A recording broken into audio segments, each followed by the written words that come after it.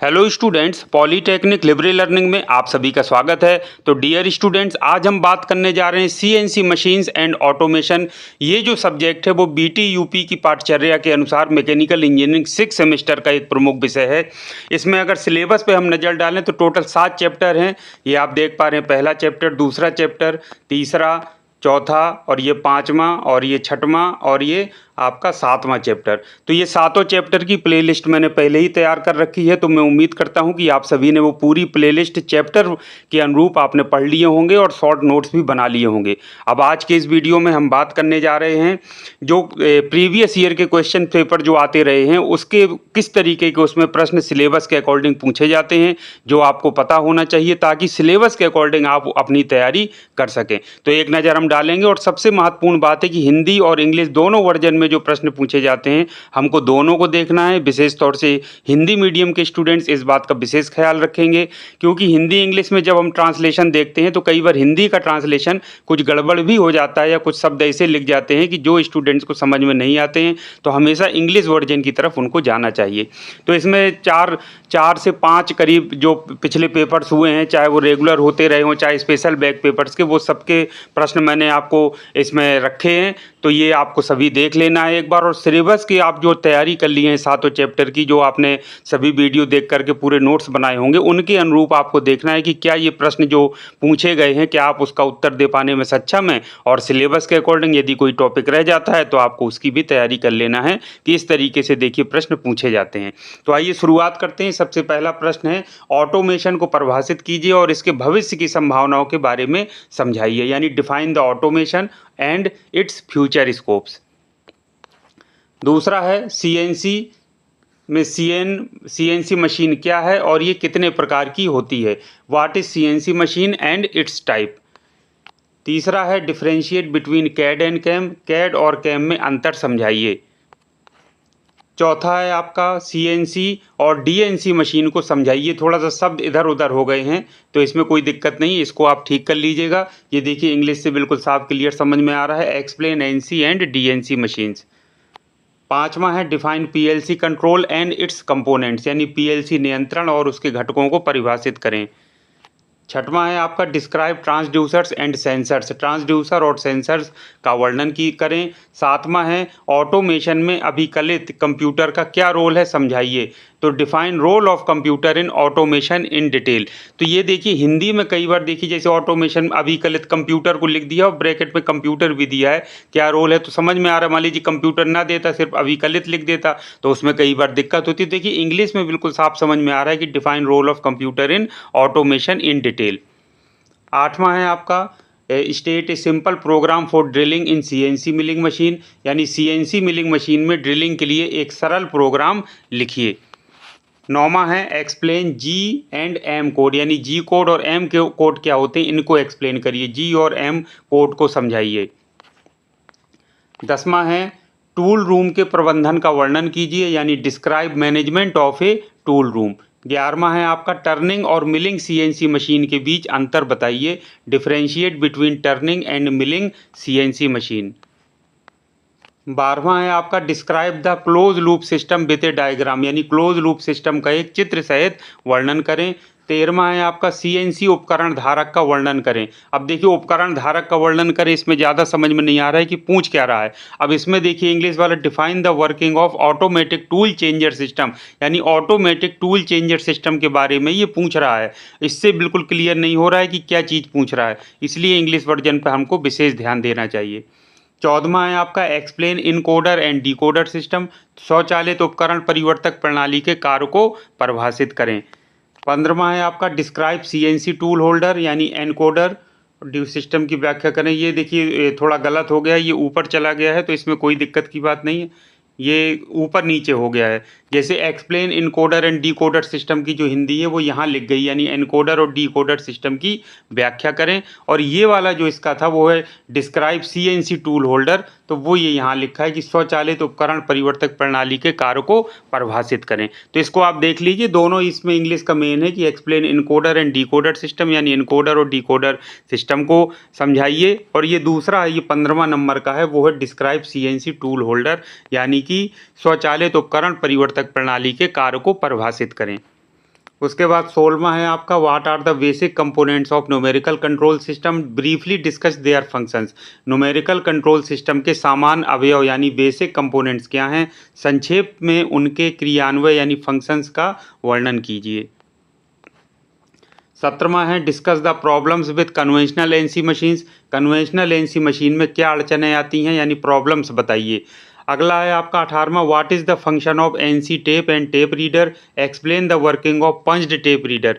यानी हिंदी में अगर पढ़ें तो सीएनसी यानी एनसी टेप और टेप वाचक यानी टेप रीडर के क्या कार्य हैं, पंच टेप रीडर की कार्यप्रणाली को समझाइए। 19वां है what are the different areas where design changes are required in CNC machine, give reason for each area. यानी सीएनसी मशीन के कौन से विभिन्न भागों के बनाने में परिवर्तन की आवश्यकता है, उन भागों के कारण दीजिए परिवर्तन के लिए। तो ये थोड़ा सा क्वेश्चन टिपिकल है, इसको थोड़ा समझ करके आपको उत्तर देना चाहिए, लिखना चाहिए। यदि आपने पूरा अच्छे से पढ़ा है सीएनसी मशीन के बारे में तो आप इसका आसानी से उत्तर दे पाएंगे। 20वां है आपका discuss the methods of swarf removal in CNC machines. Swarf को सीएनसी मशीन से निष्कासन करने की विधि बताइए। 21वां है आपका describe the automatic tool changes system used in CNC. ये देखिए कई बार रिपीट हो चुका है, ये ऊपर से आप देखिए तीसरी बार आ रहा है। यानी स्वचालित tool changer automatic tool changes system जो कि सीएनसी में उपयोग होती है उसका वर्णन कीजिए। अगला है आपका 22वां what is computer aided part programming, what are the codes used in drilling operation of CNC machine. यानी कि कंप्यूटर द्वारा निर्मित पार्ट प्रोग्रामिंग क्या है, बताइए सीएनसी मशीन द्वारा छिद्र करने के कार्य में कौन से कोड का उपयोग किया जाता है बताइए। 23वां है आपका what is the function of transducers and sensors used in CNC. ये भी देखिए आपका रिपीट हो रहा है, सीएनसी में उपयोग होने वाले ट्रांसड्यूसर्स और सेंसर्स के क्या कार्य हैं बताइए। 24वां है आपका discuss about encoder and decoder devices. Encoder और डीकोडर डिवाइस के बारे में वर्णन कीजिए, ये भी देखिए दोबारा रिपीट हुआ है। अगला है 25वां what are the common problems arises in mechanical system और CNC machines, give its remedies. यानी सीएनसी मशीन की यांत्रिकीय सिस्टम में क्या व्याधियां आती हैं बताइए, उनको कैसे दुरुस्त किया जाता है इसको समझाइए। 26वां है what do you understand bye flexible manufacturing system यानी एफएमएस और how does it works. Flexible manufacturing FMS system के विषय में लिखिए, वह कैसे कार्य करती है बताइए। 27वां है how does CAD CAM and CIM helps in automation in industries explain. यानी कैड कैम और ये सिम, ये कैड कैम सिम स्वचालित ऑटोमेशन यानी उत्पादन इंडस्ट्रीज़ में कैसे मदद करते हैं समझाना है। तो आपको कैड कैम और सिम ये मदद कैसे करते हैं ऑटोमेशन में इंडस्ट्रीज़ में, इसके बारे में आपको एक्सप्लेन करना है। तो इन तीनों के बारे में आपको पता होना चाहिए, तभी आप एक्सप्लेन कर पाएंगे। 28वां है आपका what is the role of computer in automation, describe it. यानी ऑटोमेशन में अभिकलित यानी कंप्यूटर का क्या रोल है उसका वर्णन कीजिए। 29वां है आपका how CNC tooling should be selected, what is the material used for CNC tools. CNC में उपयोग होने वाले टूलों का चयन कैसे करोगे लिखिए, उन टूलों का मटेरियल क्या होता है बताइए। 30वां है आपका what are the CNC operations involved in milling. CNC milling की कार्यप्रणाली क्या है बताइए। तो CNC operations involved in milling, milling में सीएनसी ऑपरेशंस कौन से इन्वॉल्व रहते हैं उसके बारे में आपको बताना है। यानी सीएनसी मिलिंग की कार्यप्रणाली क्या बताइए। ये थोड़ा सा आप देखिए दोनों में कुछ अंतर समझ में आ रहा है हिंदी और इंग्लिश में, तो जब इस तरीके से कोई दिक्कत हो तो हमेशा इंग्लिश वर्जन की तरफ जाना चाहिए, इसी तरीके के निर्देश होते हैं। 31वां है what do you understand by CNC machine, write their advantages and applications. CNC machine से आप क्या समझते हैं, इसके लाभ और उपयोग लिखिए। 32वां है आपका define PLC control and it's component. देखिए ये भी आपका रिपीट हुआ है, तो पीएलसी कंट्रोल को समझाइए और इसके उपकरणों को समझाइए। अब उपकरणों का मतलब कंपोनेंट्स पूछ रहा है तो घटकों होना चाहिए, तो देखिए यहाँ उपकरणों लिख गया, तो इसको इसलिए इंग्लिश वर्जन देखना आपके लिए बहुत ज़रूरी है। 33वां है explain the construction details and working of automatic tool changer system. ये देखिए आपका कम से कम चौथी बार आ रहा है, तीसरी या चौथी बार। ऑटोमेटिक टूल चेंजर सिस्टम की कार्यविधि व रचना चित्र सहित समझाइए। बस प्रश्न देखिए अलग अलग प्रकार से पूछा गया है। 34वां है आपका what is a CNC tool holder and what are the different types of tool holder. CNC tool holder क्या है, टूल होल्डर के विभिन्न प्रकार क्या हैं समझाइए। 35वां है what is part programming, explain the different steps during the preparation of part programming. Part programming क्या है, फिर उसके बाद पार्ट प्रोग्रामिंग के निर्माण के समय उपयोग में होने वाली विभिन्न चरणों को समझाइए। 36वां है आपका how do you set the tool offsets in case of turning centres, explain with example. Turning centre अवस्था में आप टूल ऑफसेट को कैसे सेट करते हैं, उदाहरण के साथ समझाइए। 37वां है what are G and M codes, explain with example. G और एम कोड क्या है, उदाहरण से समझाइए। ये क्वेश्चन भी देखिए ऊपर से रिपीट हुआ है। 38वां है आपका what is the function of LVDT, explain with suitable diagram. LVDT का क्या कार्य है, चित्र सहित समझाइए। जहाँ चित्र पूछा जाए तो चित्र तो बनाना ही बनाना है, नहीं भी पूछा जा रहा है तो डायग्राम यदि कोई उसका बन सकता है तो उसको जरूर बनाना है। Describe the close loop system with diagram, close loop system की चित्र सहित व्याख्या कीजिए। अब देखिए इसमें ये क्लोज लूप सिस्टम वाला भी रिपीट हो रहा है, पहले भी ऊपर पूछा गया था। 40वां है explain common problems and remedies in electrical and PC components of NC machine. NC machine में इलेक्ट्रिकल और पीसी उपकरणों की समस्या और सावधानियों को समझाइए। 41वां है आपका define the automation and its future scopes. Automation को परिभाषित कीजिए और इसके भविष्य की संभावनाओं के बारे में समझाइए। उसके बाद 42वां है आपका explain CAD CAM and CIM with suitable example. फिर से ये देखिए कैड कैम सिम वाला रिपीट हो रहा है, बस दूसरे तरीके से पूछा गया है, तो कैड कैम और सिम को उदाहरण सहित समझाइए। 43वां है आपका explain the operation involve in taper turning on CNC turning machine, यानी सीएनसी टर्निंग मशीन में टेपर टर्निंग के ऑपरेशन के बारे में वर्णन कीजिए।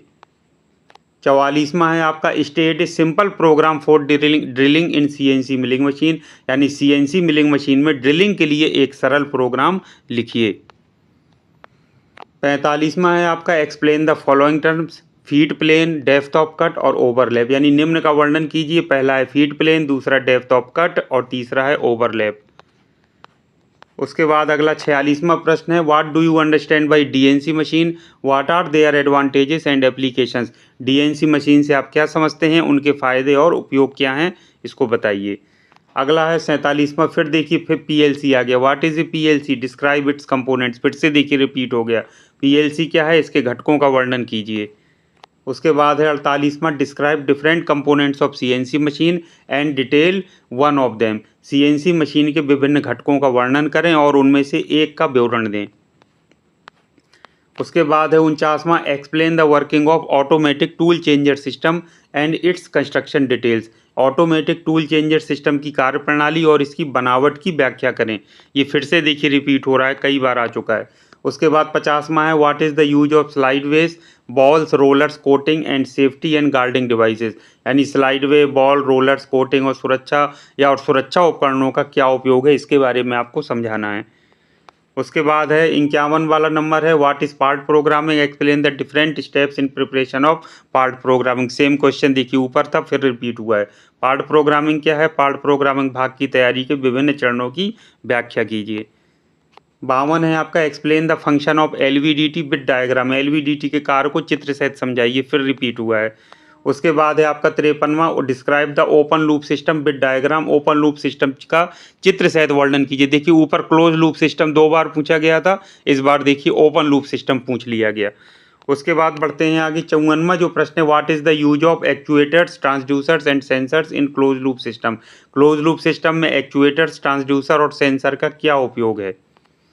अगला प्रश्न है 55वां explain the common problems and remedies in mechanical and electrical components of NC machines, यानी एनसी मशीनों के यांत्रिक और विद्युत घटकों में सामान्य समस्याओं और उपचारों की व्याख्या करें। देखिए फिर रिपीट हुआ है, मैकेनिकल और इलेक्ट्रिकल घटकों के लिए सामान्य प्रॉब्लम्स का ऊपर भी प्रश्न इस तरीके का पूछा गया था।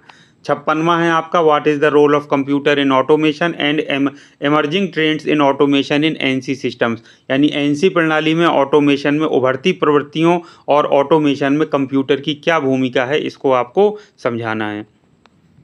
57 है आपका explain FMS, CAD and CAM and CIM with example. अभी देखिए कैड कैम सिम वाला ऊपर 2 बार प्रश्न रिपीट हो चुका था, अब कैड कैम सिम के साथ देखिए एफएमएस को भी जोड़ करके कर दिया है। अब सबके शॉर्ट फॉर्म लिखे हैं, जब आपने पढ़ा होगा फुल फॉर्म मालूम होंगे, उनका कॉन्सेप्ट मालूम होगा, तभी आप उसको एक्सप्लेन कर सकते हैं, समझा सकते हैं।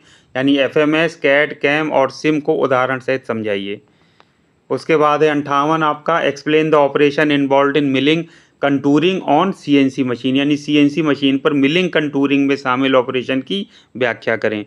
उसके बाद 59 है आपका write simple program for drilling in CNC machine. फिर देखिए आ गया ये क्वेश्चन रिपीट हो रहा है, सीएनसी मिलिंग मशीन में ड्रिलिंग के लिए एक सरल प्रोग्राम लिखें, यानी प्रोग्राम भी लिखने को आ जाता है ड्रिलिंग के लिए या मिलिंग के लिए, आपने देखा है। 60वां है आपका explain the terms taper turning, overlap, threading, grooving and finish cut in CNC operation. निम्न शब्दों की व्याख्या करें सीएनसी ऑपरेशन में taper turning, overlap, threading, grooving और फिनिश कट। 61 है आपका explain the NC and CNC machine and their advantages and applications, यानी एनसी और सीएनसी मशीन की व्याख्या कीजिए और इनके लाभ और उपयोग बताइए। उसके बाद 62 है आपका explain the important parameter for selection of components to be machined on CNC machine, यानी सीएनसी मशीन पर बनाए जाने वाले कंपोनेंट्स के चयन के लिए महत्वपूर्ण पैरामीटर का वर्णन कीजिए। 63वां है आपका explain the construction details of CNC lathe machine with suitable diagram, CNC lathe machine की निर्माण संरचना को चित्र सहित समझाइए। उसके बाद 64वां है what is cutting tool, right various cutting tools which use for CNC machines, यानी कि कटिंग टूल क्या हैं, सीएनसी मशीन में उपयोग होने वाले विभिन्न कटिंग टूलों को लिखिए। उसके बाद 65 है व्हाट इज पार्ट प्रोग्रामिंग, देखिए कितनी बार रिपीट हुआ है, मुझे लग रहा है तीसरी या चौथी बार फिर आ रहा है। Explain basic concepts of part programming, part programming क्या है, पार्ट प्रोग्रामिंग की अवधारणा को समझाइए। 66वां है आपका what is canned cycle in CNC programming and what code is used for canned cycle, CNC programming में कैंड साइकिल क्या है, केंद्र चक्र में क्या कोड उपयोग किए जाते हैं। केंद्र चक्र लिख दिया है, लेकिन कैंड साइकिल देखिए इसमें दोनों में अब अंतर है, अगर आप इसको देखें ट्रांसलेशन, इसलिए हमेशा इंग्लिश वाली वर्जन को ही प्रेफर करना चाहिए। 67वां है आपका explain about cutter radius and wear compensation, cutter radius और वियर कंपेंसेशंस के बारे में समझाइए। 68वां है explain the working of transducer and tachometer with suitable diagram, देखिए ट्रांसड्यूसर रिपीट हो चुका था, अब इसमें साथ ट्रांसड्यूसर के साथ में क्या दे दिया, टैकोमीटर भी दे दिया, यानी ट्रांसड्यूसर और टैकोमीटर की कार्यविधि चित्र सहित समझाइए। 69वां है आपका explain the open loop system with diagram, देखिए ओपन लूप सिस्टम का भी दूसरी बार रिपीट हो, क्लोज सिस्टम का 2 बार आ चुका था, तो ओपन लूप सिस्टम को चित्र सहित समझाइए। 70वां है आपका write down common problems in mechanical, pneumatic and PC components of CNC machine, ये देखिए ऊपर मैकेनिकल इलेक्ट्रिकल के लिए पूछा था, इस बार mechanical, pneumatic and PC components of CNC machine की कॉमन प्रॉब्लम के बारे में पूछ रहा है, यानी सीएनसी मशीन में मैकेनिकल, न्यूमेटिक और पीसी उपकरणों की सामान्य समस्याओं के बारे में लिखिए। उसके बाद 71 है what is automation, explain important role of computer in automation, automation क्या है, ऑटोमेशन में कंप्यूटर की उपयोगिता का वर्णन कीजिए। उसके बाद 72 आपका what do you understand by the term FMS, explain, FMS से आप क्या समझते हैं, वर्णन कीजिए। फ्लेक्सिबल मैन्युफैक्चरिंग सिस्टम, ये देखिए प्रश्न भी रिपीट हो रहा है, ऊपर पहले ही पूछा जा चुका है। 73वां है आपका state is simple program for 2 step CNC turning, ये देखिए फिर सिंपल प्रोग्राम पूछ लिया, लेकिन 2 स्टेप सीएनसी टर्निंग के लिए, 2 स्टेप सीएनसी टर्निंग के लिए सामान्य प्रोग्राम लिखिए। उसके बाद आपका 74वां है explain different types of operations involved in milling machine, milling machine के विभिन्न प्रकार के ऑपरेशन को समझाइए जो कि इसमें इन्वॉल्व होते हैं। 75वां है आपका explain the terms depth of cut, lead out और क्लियरेंस, निम्न का वर्णन कीजिए, depth of cut, lead out, clearance. अब आप देखिए जो अंग्रेजी में शब्द लिखे थे वही हिंदी में लिखे हुए हैं, तो अगर आप कुछ और याद कीजिए, जैसे कट की गहराई आप पढ़े हो तो इसमें डेप्थ ऑफ कट सब इंग्लिश में सेम टू सेम लिखा हुआ है, लीड आउट, क्लियरेंस सब कुछ इसमें लिखा है, कुछ भी हिंदी में नहीं लिखा है, इसलिए हिंदी वाले शब्दों पर विशेष ध्यान देंगे जो हिंदी मीडियम के स्टूडेंट्स हैं, तो इंग्लिश वाले शब्दों पर विशेष ध्यान देंगे। अब कुछ स्टडी के टिप्स भी मैं आपको बता देता हूँ। एक तो पहला ये है कि सिलेबस के अनुसार पढ़ाई करें। सिलेबस आपका यदि 7 चैप्टर में बटा है तो सातों चैप्टर्स आपको पढ़ने हैं, कोई भी स्किप नहीं करना है। जो आप किताब पढ़ रहे होंगे या कहीं और से पढ़ रहे होंगे तो हो सकता है उसमें 8 चैप्टर में दिया हो, 9 चैप्टर में या 10 चैप्टर में, तो लेकिन आप कंटेंट कहीं से देखिए, लेकिन 7 चैप्टर के अकॉर्डिंग ही पढ़ाई करिए। दूसरा पॉइंट है आपका कोई भी चैप्टर बिना पढ़े ना छोड़ें, क्योंकि सभी से प्रश्न पूछे जाते हैं, और कॉन्सेप्ट पर विशेष फोकस करें, शब्द के अर्थ को जरूर समझें। कई बार जो शब्द का पूरा जो आपका प्रश्न का उत्तर होता है वो शब्द की मीनिंग में जो टॉपिक होता है वो आप जब पढ़ाई करते समय यदि कॉन्सेप्ट बैठा लेंगे तो फिर गलती की संभावना नगण्य हो जाएगी, यानी कॉन्सेप्ट जब माइंड में बैठ जाएगा तो उत्तर आपका हमेशा सही ही निकलेगा। तो हमेशा शब्द का अर्थ देख करके कि इसका मीनिंग क्या हो रहा है, क्यों निकल रहा है, इस संबंध में जो टॉपिक टॉपिक से रिलेटेड जो पूछा जा रहा है, क्यों इसको ये लिखा हुआ है, उसका चित्र बना करके उसके जो नामांकित चित्र है उसको एक्सप्लेन करना सीखिए, सिंपल डायग्राम बनाना सीखिए। तो उससे कॉन्सेप्ट हमेशा क्लियर रहता है और नंबर बहुत अच्छे मिलते हैं और आगे चल के भी ये नॉलेज आपके काम आता है। मुख्य शब्दों की अंग्रेजी जरूर जानें, ये हिंदी मीडियम वाले विशेष तौर से ध्यान रखें। यथासंभव डायग्राम या नामांकित चित्र अवश्य बनाएं और उसकी कई बार प्रैक्टिस करें।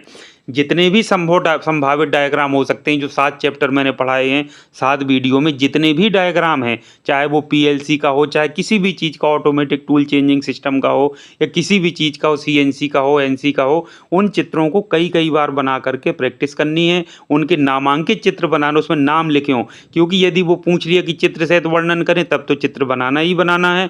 नहीं भी पूछ रहा है तो कॉन्सेप्ट पूछ रहा है, यदि पीएलसी क्या होता है उसमें नहीं लिखा कि नीट डायग्राम के साथ एक्सप्लेन करिए, तो भी चित्र बना करके ही आप उसको एक्सप्लेन करेंगे, तभी मार्क्स मिलेंगे और तभी उसका इंप्रेशन अच्छा होगा और तभी आप उसको एक्सप्लेन भी कर पाएंगे। क्योंकि चित्र जो कॉन्सेप्ट समझ लिया आपने और उसमें जो लिखे हुए हैं शब्द, उसके आधार पर ही आप पूरा प्रश्न का उत्तर आसानी से दे सकते हैं, आपको रटने की आवश्यकता नहीं पड़ेगी।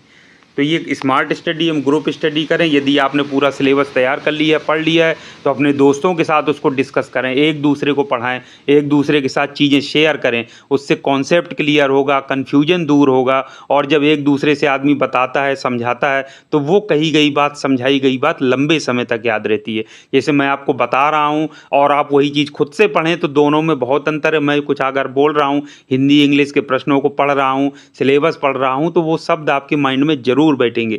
इसलिए इस चीज़ को या वीडियो को या किसी बात को कई बार सुनना चाहिए ताकि माइंड में हमारे वो चीज़ बैठ जाए और हम उसको उत्तर दे पाने में या आगे के लिए भी हम उसको नॉलेज गेन कर पाने में सक्षम हो पाएँ। तो मैं उम्मीद करता हूँ कि आपने पूरी प्लेलिस्ट सीएनसी की तैयार कर ली होगी और आप उसके परीक्षा के लिए पूरी तरह से तैयार होंगे। आपने प्रीवियस ईयर के क्वेश्चन पेपर्स का पैटर्न देखा कि सिलेबस के अकॉर्डिंग देखिए जो निर्धारित होते हैं किस तरीके से प्रश्न बना करके पूछे जाते हैं। क्वेश्चंस रिपीट भी होते हैं, दूसरे तरीके से प्रश्न पूछा जाता है, सेम टू सेम ना होकर के थोड़ा बहुत अंतर आ जाता है, अलग तरीके से पूछ लिया जाता है, लेकिन कंटेंट वही रहता है। आपने अच्छे से देखा तो सिलेबस से ही प्रश्न आते हैं, सिलेबस पर मेन फोकस करिए, अच्छे से पढ़िए, मेहनत से पढ़िए। मैं उम्मीद करता हूँ कि बहुत अच्छे अंकों से आप पास होंगे, आगे के लिए भी नॉलेज गेन करेंगे। इन्हीं शुभकामनाओं के साथ मैं आज की इस वीडियो को यहीं समाप्त करता हूँ। Thank you very much. आप सभी का दिन मंगलमय हो।